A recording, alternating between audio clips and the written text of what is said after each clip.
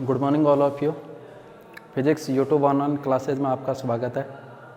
कल वाले वीडियो में अपन ने डिस्कस किया था पावर ऑफ लेंस, लेंस की क्षमता। आज की क्लास में अपन डिस्कस करेंगे कॉम्बिनेशन ऑफ लेंस या लेंसों का संयोजन। तो लेंसों के संयोजन में अपन लेंसों के संयोजन की फोकस दूरी ज्ञात करेंगे, लेंसों के संयोजन की अपन पावर ज्ञात करेंगे और लेंसों के संयोजन का कौन सा आवर्धन ज्ञात करेंगे, रैखिक आवर्धन। तो ये टॉपिक न्यूमेरिकल के दृष्टि से इम्पोर्टेंट रहेगा और इसमें अपन बात कर रहे हैं कॉम्बिनेशन ऑफ लेंस या लेंसों का संयोजन। तो देखो बोर्ड पे देखना, टॉपिक अपन ले रहे हैं कॉम्बिनेशन ऑफ लेंस या लेंसों का संयोजन। लेंसों के संयोजन की अपन फोकस दूरी ज्ञात करेंगे, पावर ज्ञात करेंगे और linear magnification. Combinations of lenses, लेंसों का संयोजन। अब लेंसों के संयोजन में क्या होता है कि मान लीजिए दो या दो से अधिक लेंस संपर्क में रखे गए। मेरी बात को आप अच्छी तरीके से समझना। पहले यहां देखना, ये दो या दो से अधिक लेंस कांटेक्ट में रखे गए हैं। आप यूं समझना, एक लेंस है L1, ये इस लेंस का लीनियर अपर्चर, ये एक दूसरा कॉन्वेक्स लेंस, ये दो उत्तल लेंस है। देखो ठीक है, इस तरीके से मैं इन लेंसों को कांटेक्ट में रखा है। ये दो उत्तल लेंस है, एक तो उत्तल लेंस L1 और एक उत्तल लेंस मैंने कौन सा लिया, L2। उत्तल लेंस की फोकस दूरी होती है धनात्मक। मान लीजिए पहले लेंस की फोकस दूरी f1 और दूसरे लेंस की फोकस दूरी f2। पहले लेंस की पावर P1 और दूसरे लेंस की पावर P2। ये दो लेंस कांटेक्ट में रखे गए। यह इन लेंसों के संयोजन की मुख्य अक्ष है।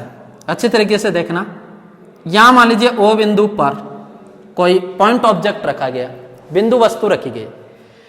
इस O बिंदु पर रखी गई वस्तु से जाने वाली प्रकाश किरणें सबसे पहले किस लेंस प्राप्त होगी, L1।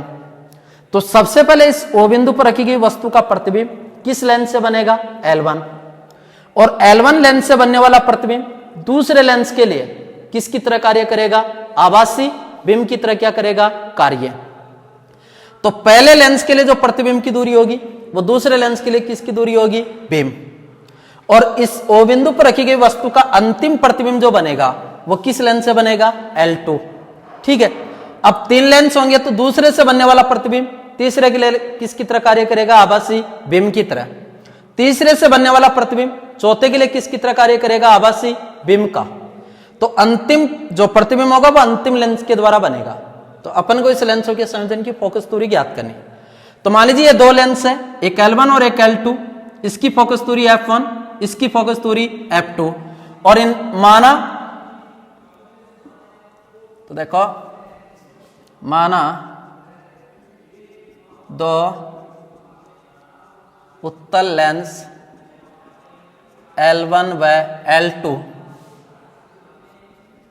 कांटेक्ट में रखे गए हैं, संपर्क में रखे गए हैं, जिनकी फोकस दूरियां क्रमशः f1 व f2 है तथा लेंसों के संयोजन की फोकस दूरी, और माना लेंसों के संयोजन की फोकस दूरी कितनी है, f। तो मैंने मान लिया। तो मान लीजिए दो उत्तल लेंस है, जिसमें से पहले उत्तल लेंस की फोकस दूरी f1, दूसरे लेंस की फोकस दूरी f2। और माना दोनों लेंसों के संयोजन की फोकस दूरी है वो मैं कितनी मान रहा हूं, f। और दोनों लेंस कांटेक्ट में रखे गए हैं, संपर्क में रखे गए। अब आपको बता रहा हूं कि इन लेंसों के संयोजन के मुख्य अक्ष के O बिंदु पर एक वस्तु रखी गई है। इस वस्तु से जाने वाले प्रकाश किरणें सबसे पहले किस लेंस प्राप्त होगी, L1। तो इस O बिंदु पर रखी गई वस्तु का सर्वप्रथम प्रतिबिंब बनेगा किस लेंस से, L1। और L1 लेंस से बनने वाला प्रतिबिंब L2 लेंस के लिए किसकी तरह कार्य करेगा, आभासी बिंब की तरह। और अंतिम प्रतिबिंब होगा वो किस लेंस से बनेगा, L2। तो पहले लेंस के लिए जो प्रतिबिंब की दूरी होगी वो दूसरे लेंस के लिए किसकी दूरी कहलाएगी, बिंब की। तो ये इस तरीके से जा रही है। सबसे पहले किस लेंस प्राप्तित हो रही है, L1। यहां से अपवर्तित किरण दूसरे प्राप्तित होगी, ये इसके इनिशियल पाथ की डायरेक्शन, और यहां से ये इस प्रकार अपवर्तित होगी। ठीक है, तो यहां अंतिम प्रतिबिंब बनेगा वो किस लेंस से, L2, और ये जो प्रतिबिंब बन रहा है वो इस O बिंदु पर रखी गई वस्तु का सर्वप्रथम प्रतिबिंब बनेगा किस लेंस से, L1, और L1 लेंस से बनने वाला प्रतिबिंब L2 लेंस के लिए किसकी तरह कार्य करेगा, आभासी बिंब की तरह क्या करेगा, कार्य। तो देखो पहले लेंस के लिए बिंब की दूरी u, और ये अंतिम प्रतिबिंब बन रहा है इस लेंस से, तो इस लेंस के लिए माना प्रतिबिंब की दूरी v, और पहले लेंस के लिए प्रतिबिंब की दूरी कितनी, v1। तो ये I1 आना वो पहले लेंस से बनने वाला प्रतिबिंब है, और पहले लेंस से बनने वाला प्रतिबिंब होगा वो दूसरे लेंस के लिए किसकी तरह कार्य करेगा, आभासी बिंब की तरह क्या करेगा, कार्य। तो बताओ पहले लेंस के लिए अच्छी तरीके से समझना उठा, पहले लेंस के लिए लेंस सूत्र से, और पहले लेंस के लिए लेंस सूत्र से अपन लेंस सूत्र लगाते हैं, तो लेंस सूत्र होता है 1/f is equal to 1/v minus 1/u। पहले लेंस की फोकस दूरी कितनी, f1, प्रतिबिंब की दूरी कितनी, v1, और बिंब की दूरी कितनी, u। इसको मैं दे रहा हूं इक्वेशन नंबर फर्स्ट। दूसरे लेंस के लिए, दूसरे लेंस के लिए, और दूसरे लेंस के लिए किस सूत्र से, लेंस, और लेंस सूत्र से लिख सकता हूं 1/f is equal to 1/v minus 1/u। तो दूसरे लेंस की फोकस दूरी कितनी, f2, प्रतिबिंब की दूरी कितनी, v, और पहले लेंस से बनने वाला प्रतिबिंब दूसरे लेंस के लिए किसकी तरह कार्य करेगा, आभासी बिंब। तो पहले लेंस के लिए जो प्रतिबिंब की दूरी होगी वो दूसरे लेंस के लिए कौन सी दूरी कहलाएगी, बिंब की। तो 1/f2 is equal to 1/v minus 1/v1। ये समीकरण नंबर कितनी, 2। समीकरण 1 व समीकरण 2 को क्या करने पर, जोड़ने पर, दोनों समीकरणों को ऐड कर दो। दोनों समीकरणों को जोड़ते हैं तो बताओ 1/f1 plus 1/f2 is equal to 1/v1 minus 1/u plus 1/v minus 1/v1। यहां से देखो 1/v1 प्लस का 1/v1 माइनस का ये क्या हो जाएगा, कैंसिल आउट। तो 1/f1 plus 1/f2 is equal to 1/v minus 1/u।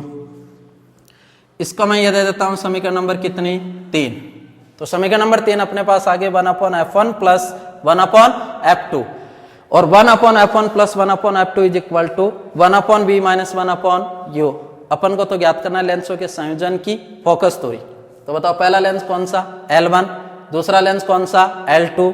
पहले की फोकस दूरी f1, दूसरे की फोकस दूरी f2, और दोनों लेंसों के संयोजन की फोकस दूरी अपन ने कितनी मान रखी है, f।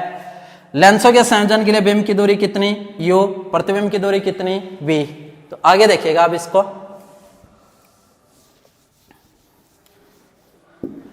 आगे अपन यूज कर रहे हैं लेंसों के संयोजन के लिए,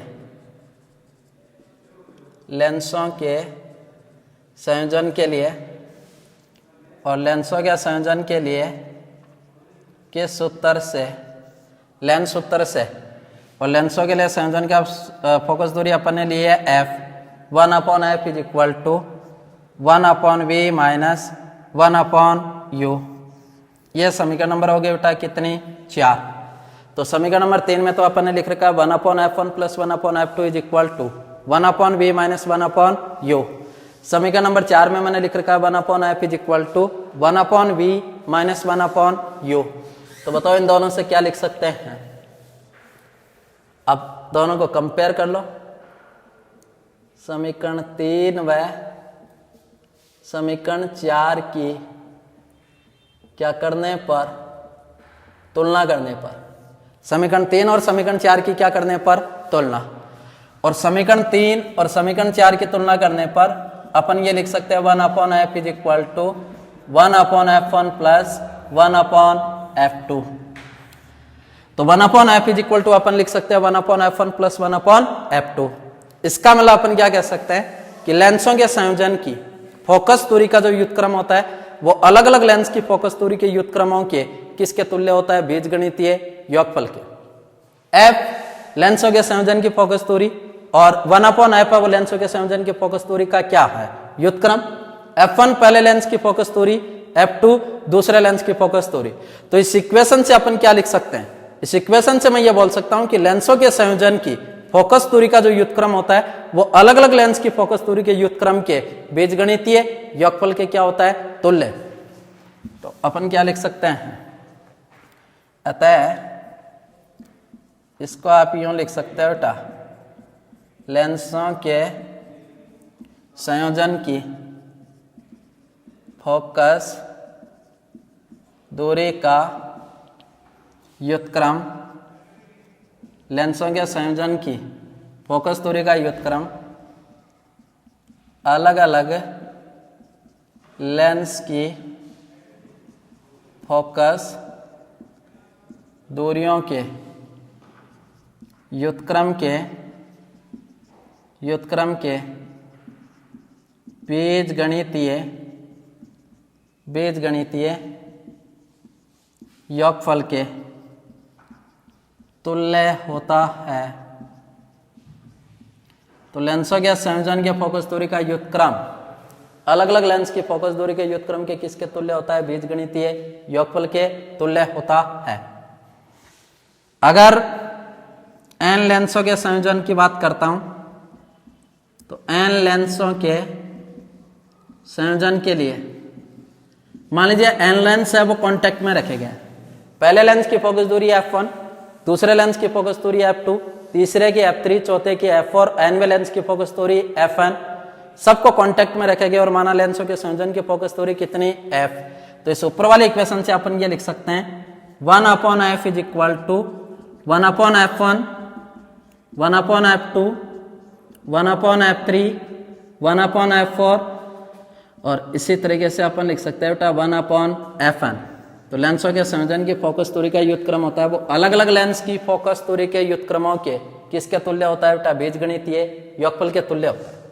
अब देखो इसी पे अपन एक टॉपिक पढ़ा था कि पावर ऑफ लेंस की क्षमता, और लेंस की क्षमता होती है वो लेंस की फोकस दूरी के किसके तुल्य होती है, व्युत्क्रम। तो P इज इक्वल टू होता है 1/f। ये 1/f1 तो लेंस की पहले लेंस की फोकस दूरी का व्युत्क्रम है और लेंस की फोकस दूरी का व्युत्क्रम होता है वो लेंस की क्या है, क्षमता। तो ये पहले लेंस की क्षमता, ये दूसरे की, ये तीसरे की, ये चौथे की, ये nवें की। तो 1/f है वो लेंस के संयोजन की क्या है, क्षमता। तो 1/f की जगह अपन P लिख सकते हैं, लेंसों के संयोजन की क्षमता। तो f लेंसों के संयोजन की फोकस दूरी और उसका व्युत्क्रम लेंस के संयोजन की क्षमता 1/f1, पहले लेंस की क्षमता 1/f2, दूसरे लेंस की क्षमता 1/f3, तीसरे लेंस की क्षमता सोन Pn, nवें लेंस की क्षमता। तो यहां से यह लेंसों की क्षमता का सूत्र है। तो लेंसों के संयोजन की जो क्षमता होती है वो अलग अलग लेंस की क्षमताओं के किसके तुल्य होती है बेटा, बीजगणितीय योगफल के तुल्य। तो P इज इक्वल टू होता है P1 plus P2 plus P3 dash plus क्या लिख सकते हैं, Pn। ठीक है, आगे देखना एक चीज और याद रखना बेटा, एक लाइन लिख रहा हूं, लेंसों के संयोजन का रैखिक आवर्धन, लेंसों के संयोजन का रैखिक आवर्धन अलग अलग लेंस के रैखिक आवर्धन के गुणनफल के तुल्य होता है, गुणनफल के तुल्य होता है। तो लेंसों के संयोजन का रैखिक आवर्धन होता है वो अलग अलग लेंस के रैखिक आवर्धनों के किसके तुल्य होता है, गुणनफल के तुल्य। मान लीजिए पहला लेंस है उसका रेखिक आवर्धन m1, दूसरे का m2, तीसरे का m3, चौथे का m4 और इन सब लेंसों को संपर्क में रखा गया है।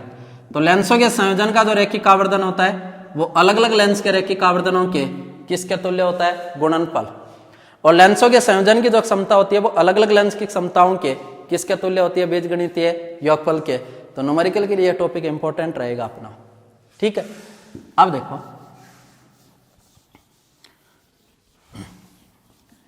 इस पे देखो छोटे छोटे न्यूमेरिकल दे देंगे। क्वेश्चन इस तरीके से देगा, क्वेश्चन ऐसा दे देगा, आपको देगा दो उत्तल लेंस, दो लेंस, डायरेक्ट लिखता हूं मैं, दो लेंस जिनकी क्षमताएं क्रमशः +5 डायप्टर व -3 डायप्टर है। लेंसों को संपर्क में रखा गया है, लेंसों को संपर्क में रखा गया है तो लेंसों के संयोजन की क्षमता व प्रकृति बताइए। लेंसों के संयोजन की क्षमता व क्या बताइए? प्रकृति। आपको दिया दो लेंस है जिनकी क्षमताएं क्रमशः +5 डायप्टर और -3 डायप्टर है। इसका मतलब पहले लेंस की क्षमता P1 is equal to +5 diopter, दूसरे लेंस की क्षमता P2 is equal to -3 dioptre. दोनों लेंसों को किस में रखा गया है? संपर्क, कांटेक्ट में रखा गया। कांटेक्ट में रखा गया तो संयोजन की क्षमता और संयोजन की जो क्षमता होती है वो अलग अलग लेंस की क्षमताओं के किसके तुल्य होती है? बीजगणितीय योगफल के। तो P इज इक्वल टू हो जाएगा P1 + P2। अब देखो पहले लेंस की क्षमता +5 डायप्टर, तो आप सबको बताया कि उत्तल लेंस की क्षमता कैसी होती है? धनात्मक, और अवतल लेंस की क्षमता कैसी होती है? ऋणात्मक। इसका मतलब इस लेंस की प्रकृति उत्तल और इस लेंस की प्रकृति अवतल, दोनों को कांटेक्ट में रखा गया तो P is equal to P1 + P2। तो P1 की जगह लिखेंगे +5 डायप्टर, P2 की जगह -3 डायप्टर, तो P इज इक्वल टू कितना बचेगा? +2 डायप्टर। पॉजिटिव है, इसका मतलब लेंसों के संयोजन की प्रकृति भी कैसी है? उत्तल, क्योंकि उत्तल की धनात्मक होती है। तो ये उत्तल है या अवतल है, दोनों को कांटेक्ट में रखा तो उसकी प्रकृति भी कैसी होगी? उत्तल। इसी प्रकार दे दिया मैंने कि ऐसा लिखते हैं कि दो लेंस जिनके रेखिक आवर्धन क्रमशः 3 और 4 है, तो लेंस जिनके रेखिक आवर्धन क्रमशः 3 और 4 है, दोनों लेंसों को कांटेक्ट में रखा गया, तो बताओ उनके संयोजन का रेखिक आवर्धन क्या होगा? तो आपको मैंने एक न्यूमेरिकल बता दिया, m is equal to m1 into m2। m1 की वैल्यू 3, m2 की वैल्यू 4, इनको मल्टीप्लाई किया तो संयोजन का रेखिक आवर्धन कितना आएगा? 12। और रेखिक आवर्धन एक शुद्ध अनुपात होता है, इसलिए इसकी कोई भी मात्रक और क्या नहीं होती? रीमा। इस तरीके के न्यूमेरिकल दे देंगे छोटे छोटे।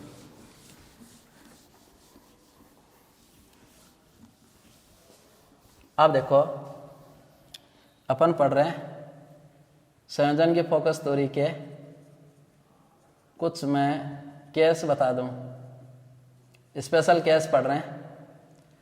देखो लेंसों के संयोजन की फोकस थ्योरी, इसको समझना उठा।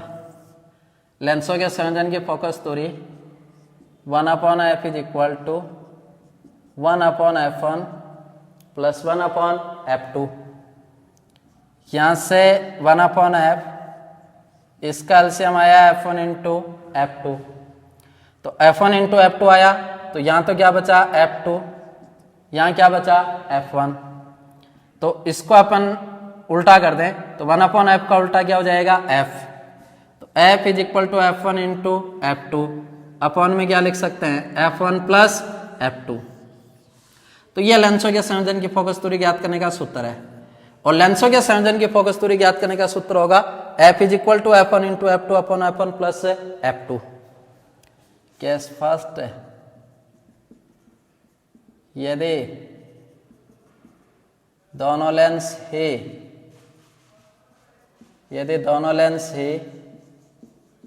कैसे हैं बेटा, उत्तल।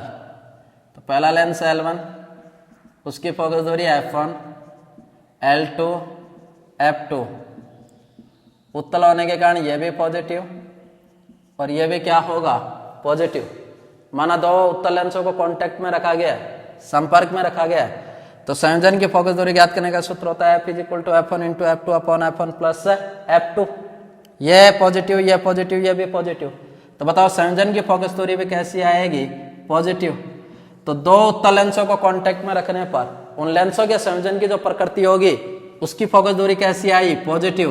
और पॉजिटिव आने का मतलब उन लेंसों के संयोजन की जो प्रकृति होगी वो भी कैसी होगी, उत्तल। केस सेकंड दूसरा केस ले लो, यदि दोनों लेंस ही कैसे हैं, अवतल। तो पहले की फोकस दूरी भी नेगेटिव, दूसरे की फोकस दूरी भी नेगेटिव, और दोनों को कांटेक्ट में रखा गया, संपर्क में रखा गया। तो F1 नेगेटिव, ये नेगेटिव, ये नेगेटिव, नेगेटिव।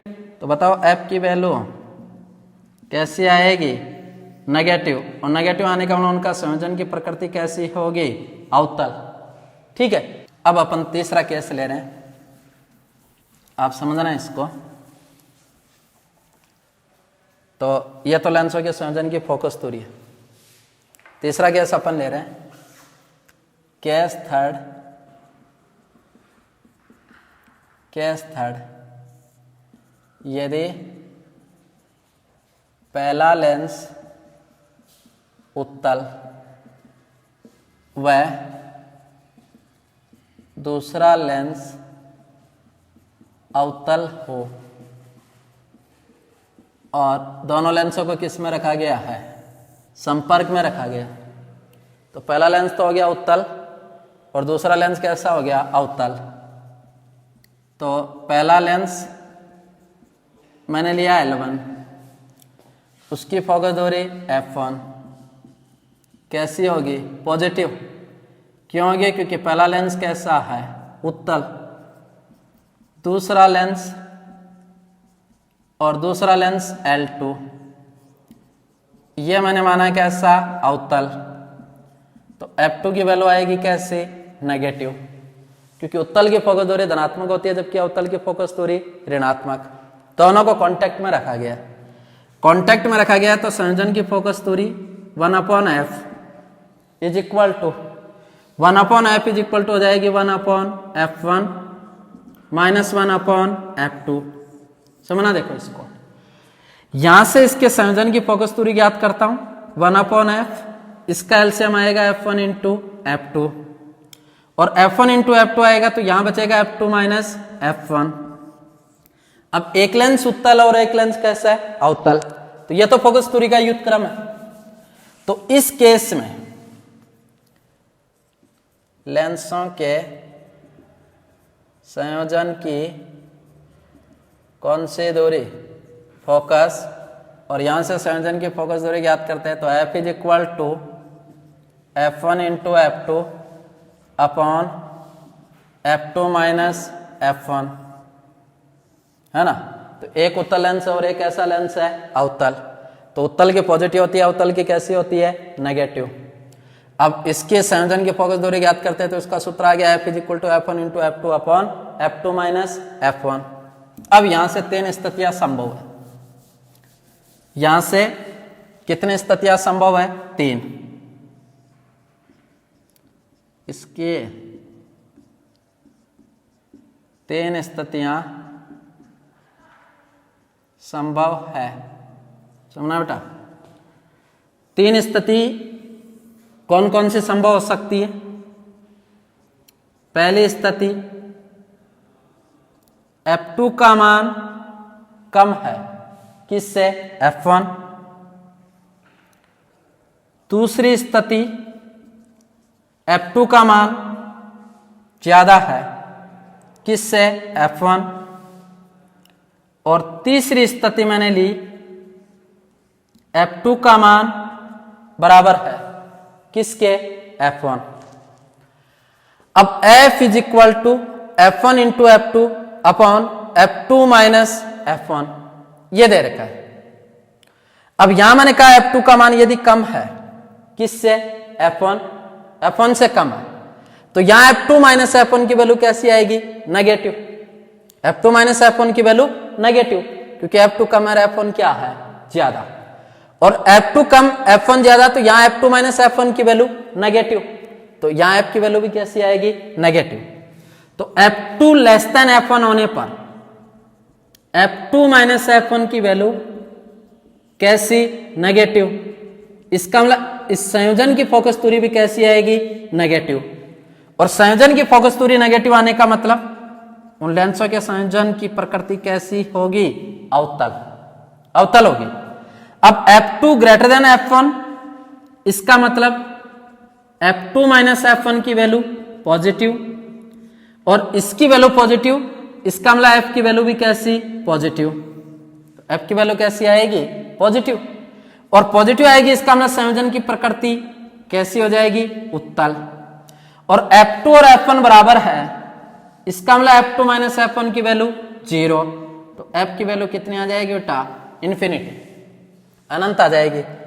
तो कहने का मतलब अगर उत्तल और अवतल लेंस को कांटेक्ट में रखा गया है और अवतल लेंस की फोकस दूरी उत्तल लेंस की फोकस दूरी की कंपैरेटिवली कम होगी, तो लेंसों का संयोजन होगा वो किसकी तरह व्यवहार करेगा, अवतल की तरह। और अगर अवतल लेंस की फोकस दूरी उत्तल लेंस की फोकस दूरी से क्या है, ज्यादा, तो उन लेंसों का संयोजन होगा वो व्यवहार करेगा किसकी तरह, उत्तल। और दोनों लेंसों उत्तल और अवतल लेंस की फोकस दूरी बराबर है, तो संयोजन की फोकस दूरी आएगी कितनी, अनंत। और संयोजन की फोकस दूरी अनंत आएगी तो ये किसकी तरह व्यवहार करेगा, समतल पारदर्शी पट्टिका की तरह व्यवहार करेगा। तो जब उत्तल और अवतल लेंस की फोकस दूरी समान होती है और उनको कांटेक्ट में रखा जाता है, तो वो किसकी तरह व्यवहार करेंगे बेटा, समतल पारदर्शी पट्टिका की तरह व्यवहार करेंगे। यह था अपना कॉम्बिनेशन ऑफ लेंस या लेंसों का संयोजन। कल की क्लास में अपन डिस्कस करेंगे refraction of light by prism, prism के द्वारा प्रकाश का अपवर्तन। Thank you.